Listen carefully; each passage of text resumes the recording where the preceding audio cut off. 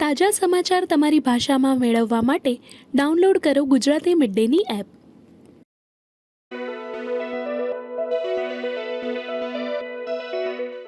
Rail મંત્રી અશ્વિની વૈષ્ણવે 12 માર્ચે ગુજરાતના દાહોદ ખાતે 9000 હોર્સ પાવરવાળા ઇલેક્ટ્રિક લોકોમોટિવ મેન્યુફેક્ચરિંગ યુનિટની મુલાકાત લીધી હતી.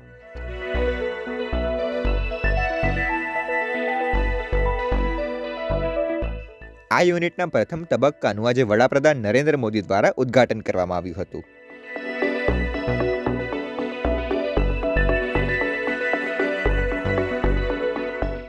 આ રેલવે ફેક્ટરીએ 11 વર્ષના સમયગાળામાં 1200 ઉચ્ચ હોર્સ પાવર ઇલેક્ટ્રિક એન્જિનનું ઉત્પાદન કર્યું હતું.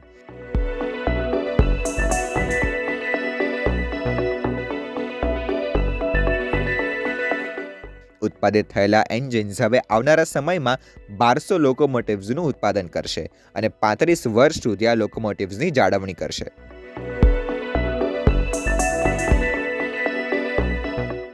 યોગ્ય આર્થિક વ્યૂહરચનાઓને અમલમાં મૂકીને આવનારા સમયમાં ભારત સંપૂર્ણ રીતે માલ સામાનનું ઉત્પાદન કરી શકશે.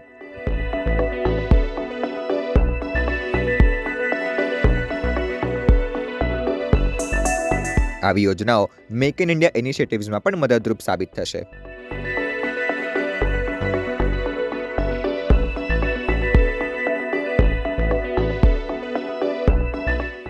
લોકોમોટિવ્સ વાળો આ પ્રોજેક્ટ દાહોદ વિસ્તારમાં વિકાસ અને રોજગારની અનેક તકો નિર્માણ કરશે.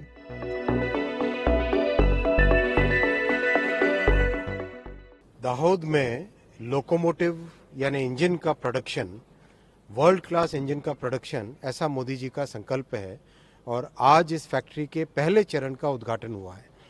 इस फैक्ट्री से जो इंजन बनेंगे 9000 हॉर्स पावर के होंगे. 9000 हॉर्स पावर, बहुत ही अच्छे क्वालिटी के वर्ल्ड क्लास इंजन्स बनेंगे और जो दुनिया भर में यहाँ से इंजन एक्सपोर्ट करने की प्लानिंग है. दुनिया भर में दाहोद से बने हुए इंजन एक्सपोर्ट करने की प्लानिंग है. बहुत ही बड़ा विजन है. दाहोद एक बहुत ही इम्पोर्टेंट क्षेत्र है. हमारे आदिवासी भाइयों और बहनों का ये बहुल क्षेत्र है. यहाँ पर एक अच्छी फैक्ट्री आने से पूरे एरिया में, पूरे विस्तार में एक बड़ी इकोनॉमिक हलचल पैदा होती है. और मैंने जीएम साहब से भी रिक्वेस्ट किया है कि यहाँ की जो इंजीनियरिंग कॉलेज है उसके साथ जुड़ जाएं. उनमें बच्चों को ट्रेनिंग ऐसी दें जो इस फैक्ट्री के ज़रूरतों के हिसाब से हो.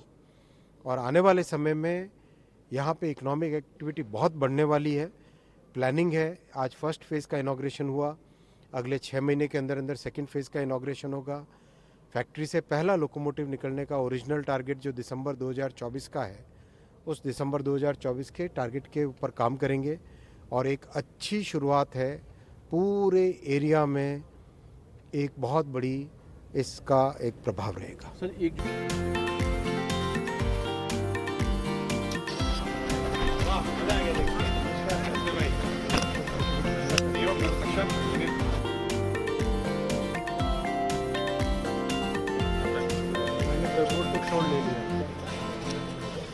સબસ્ક્રાઇબ કરો Gujarati mid day. Bell icon પર ક્લિક કરીને મેળવો તમામ વિડીયોના ડાયરેક્ટ નોટિફિકેશન.